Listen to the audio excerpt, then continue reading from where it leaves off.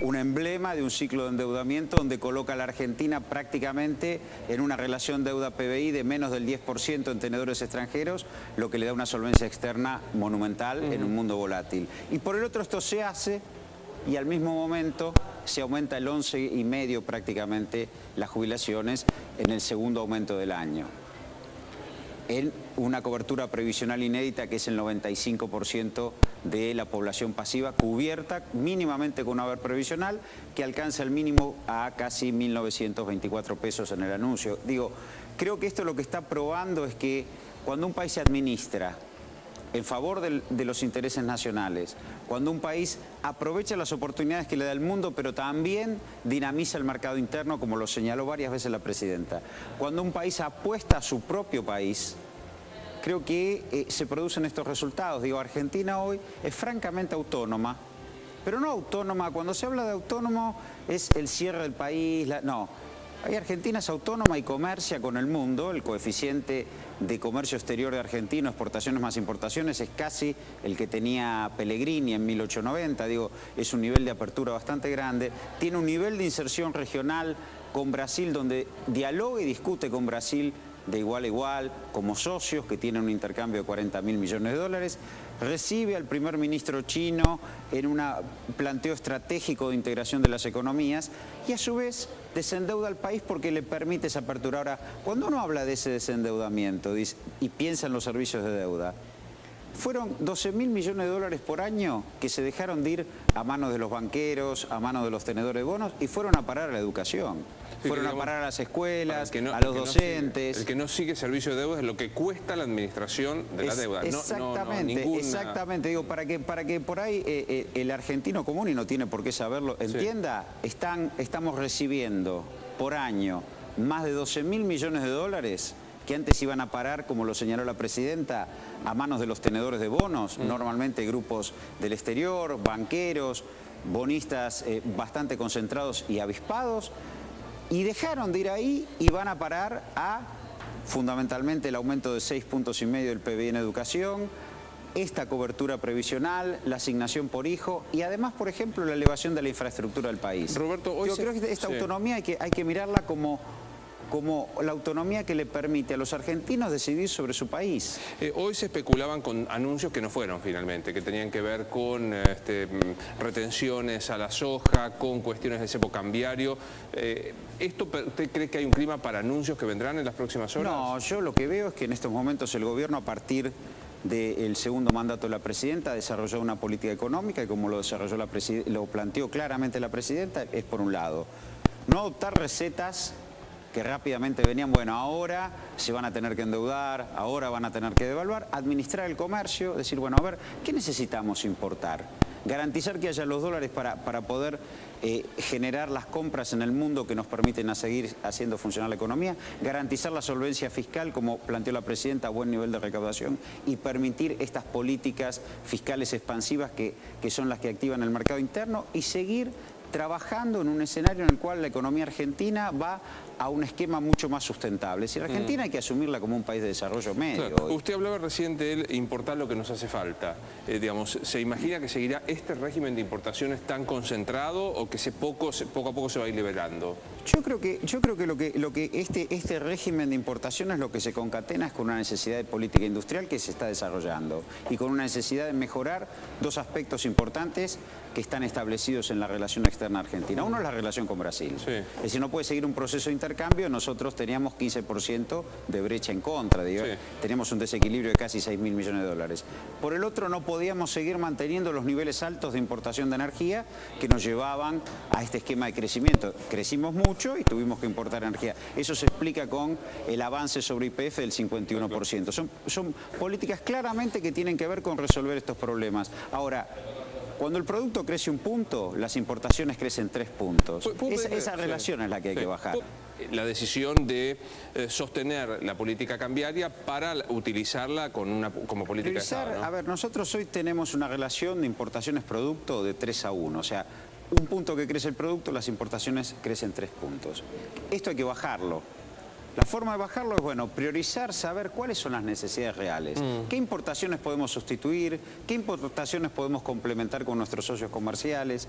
Y crear un escenario en el cual vayamos a un país más sustentable a mediano plazo. Es decir, que el crecimiento tan apalancado como vino hoy, tan autofinanciado, porque no lo hicimos tomando fondos del mundo, podamos llegar a un escenario mucho más complementario, mucho más preciso. Argentina es un país de desarrollo medio, es un país ya que por su relación producto, habitantes per cápita, es un país número 23 en el mundo, en tamaño de su economía, que necesita estas políticas, de ordenar un poco más en fino su política industrial, mejorar su integración al mundo con sus principales socios comerciales. Digo, hacia allí va esta política.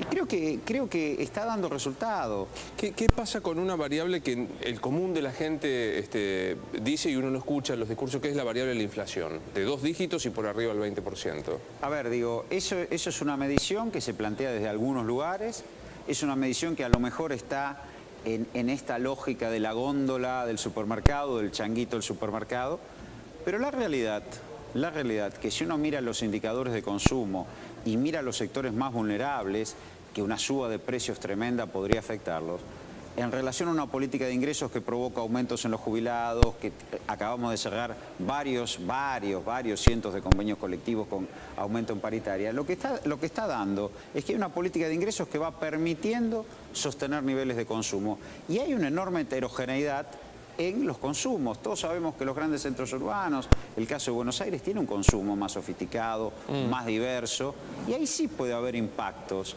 Ahora, yo decía, cuando uno mira algunos reclamos sociales, justamente no son los sectores más sumergidos o más vulnerables los que hoy se plantean agudos reclamos sociales. O es el sector agropecuario, que en la legislatura bonaerense planteó un conato de movilización porque le iban a aumentar el impuesto al inmobiliario rural sobre tierras que todos sabemos que valen mucho, en los núcleos duros de la Pampa Húmeda.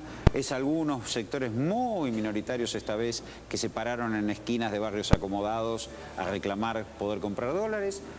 Es algún sector sindical que tiene un nivel salarial alto, que está en la pirámide del nivel salarial. Es decir, no parece el reclamo.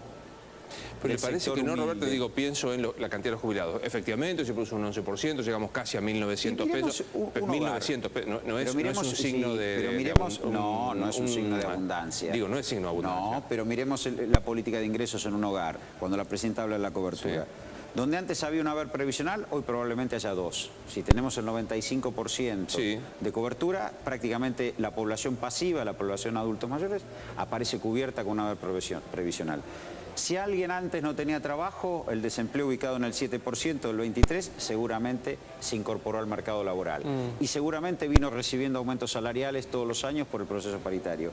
Si alguien antes es asalariado informal y sus chicos no estaban cubiertos por el salario familiar, hoy están cubiertos por la asignación por hijo. Entonces, si uno mira la pirámide etaria de un hogar, las distintas edades de un hogar, los adultos mayores, los trabajadores activos, los chicos, todos aparecen cubiertos con algún ingreso. ¿Y por qué eso genera un combo de ingresos fuerte? Pero ¿cómo explica un sector aliado de este modelo, que es la industria, a través de la UIA y de Mendiguren, que dice, hay medidas de excesiva restricción, habría que analizar el tema de la inflación? Digo, es un sector aliado que ha sido... Pongamos todo en la balanza, también marca una clara diferencia de Mendiguren con Biolcati, ¿no? Bueno, sí, claramente. En cuanto a los proyectos de país. Me parece que es lógico que la industria, cuando se le plantea una restricción al acceso a los mercados internacionales para insumos que ellos necesitan, y en esta discusión se le dice, bueno, vamos a tratar de buscar una política industrial más integrada. Bueno, reclaman créditos, entonces empieza... Y es lógico que el sector reclame... ¿Por qué? Porque si yo soy un industrial, produzco, y dentro de mi cadena de producción yo consigo productos en el mundo baratos, bueno... y con eso ensamblo y vendo, bueno, me siento muy cómodo y discuto, bueno, sí, pero voy a tener que empezar a fabricarlo, voy a ver. Bueno, en esta fricción estamos. Porque también es cierto que Argentina, que creció 2 años promedio 9%, que es altísimo, bueno, las importaciones crecieron 27%. Entonces, financiar ese nivel de importaciones obliga a revisar un poco, obliga a ver. Usted decía, no le cree las medidoras privadas del 25%. Al 9% del INDEC tampoco le cree. Yo le creo al INDEC. Si nosotros vamos a la canasta básica y nos encontramos en los municipios más vulnerables vamos al sector sur, al tercer cordón sur, hay una oferta de bienes de consumo de canasta básica que están ingresando en ese sector, donde hay regulación además de la tarifa de luz, hay una regulación de la tarifa de gas y una regulación de la tarifa de transporte público. Y hay por el otro lado un shock de ingresos. Entonces eso forma un combo, si no, no se explica. Si no, tenemos que pensar, y yo creo en la racionalidad del voto, que la gente en octubre estaba totalmente equivocada. No. Digo, hoy si vemos los reclamos, aparecen los reclamos de sectores menos vulnerables. No, pero yo creo que el que vota tampoco no hace un acto de fe dogmático. No, o sea, dogmático no, se revisa, por eso se vota cada 2 años. Y es el tiempo razonable para también, que se evalúe. También creo que a lo mejor también se evaluará que de enfrente no hay una solución que lo pueda seducir. Bueno, pero digo, a mí me parece que... Ya no corre por nuestra... No, claro, pero yo digo, decir la inflación es el 9% y decir pongamos un 27%, como hoy escuché una consultora, me parece que son dos extremos más políticos que económicos. Si por lo menos pudiéramos acordar, estamos con un proceso de inflación.